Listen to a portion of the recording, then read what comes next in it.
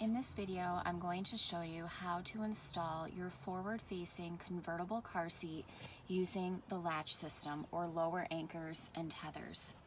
So in my vehicle, I have lower anchors on the outboard seating positions. Your vehicle may be a little bit different. You may have 3 sets of lower anchors across your entire back seat, or you may have the ability to use the 2 inner anchors of the outside seats for your installation in the middle. The only way you'll know that is if you check your owner's manual in your vehicle to make sure. If you're not sure, do not use a center position unless you have designated lower anchors. Use the seat belt. So for this demonstration, we're going with the outside seat because that's where they are in this vehicle. And in my outside seats, I have little tags on both sides with pictures of car seats. This lets me know that if I stick my finger in the cracks of my seat, I will feel a metal bar. And these are where the attachments are going to connect to. Now my top tether is behind my seat. So if I move my seat forward, I'll find an additional anchor back here. Again, your vehicle may be different. They may be on the back dash. They may be on the roof. They may be in the cargo area. If you drive a pickup truck, the tether attachments may look like loops. Again, the only way you'll know is if you check your vehicle owner's manual. Especially in pickup trucks, they have special routing instructions, so you want to make sure that you're routing it appropriately. So I have my forward-facing convertible, and the lower anchor attachments are already through the forward-facing belt path. And again, the forward-facing belt path is back here. Remember that this seat can go rear or forward, so there is an additional belt path down here for rear-facing. Make sure that the lower anchors attachments are going through the forward-facing belt path and that they're not twisted. The first thing I'm going to do is attach my tether anchor. In my vehicle, the routing instructions for the tether are underneath the headrest. More likely than not, if you have an adjustable headrest, it should be moved up so the tether attachment can be routed underneath. That's the most direct route. If you have a non-adjustable headrest, the tether attachment will go over. Now, unfortunately, in my car, I have to move the seat forward to attach the tether anchor and move it back. I can also access it from the trunk area. I like to tighten my tether first and just pull on the strap to get all of the slack out. The next thing I'm going to do is attach my lower attachments to the anchors. Again, my straps are not twisted, and these little hooks go down and over the anchor, never up and under. On this particular anchor system or attachment system, on the right-hand side, there is an adjuster.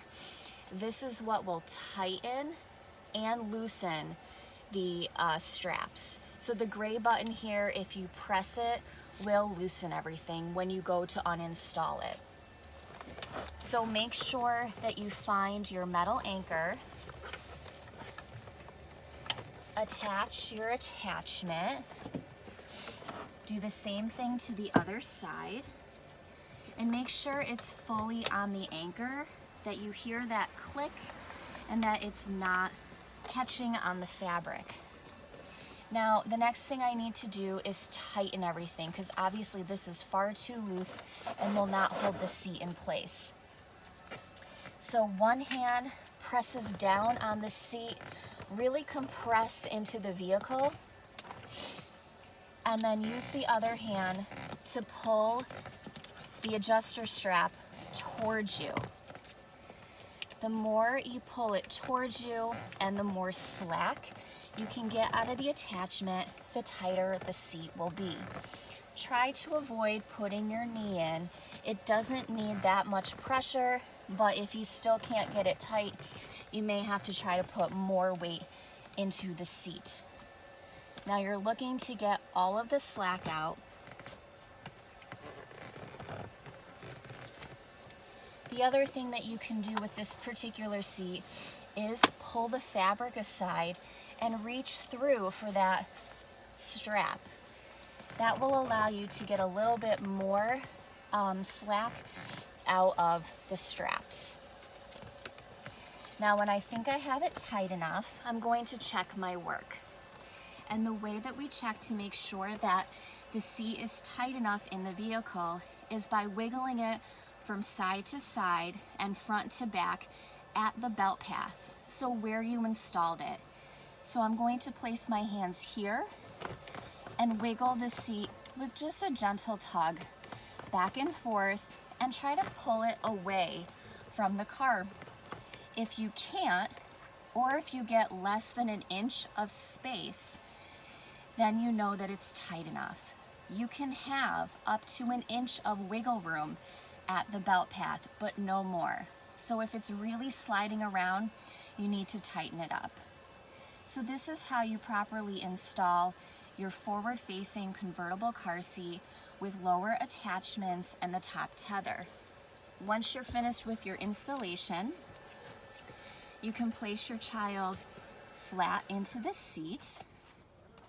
Remember that a forward-facing car seat, the strap should be at or above the shoulders. Buckle the chest clip. Make sure that there are no twists in your harness system. Insert the latches into the buckle.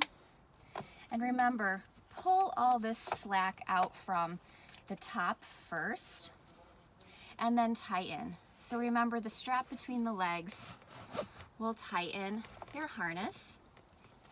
Move the chest clip to armpit level and then check to see if it's tight enough by using the pinch test.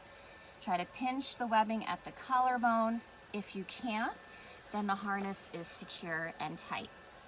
And this is how we properly install our child into the forward-facing convertible and how we install it with the lower anchor and tether system.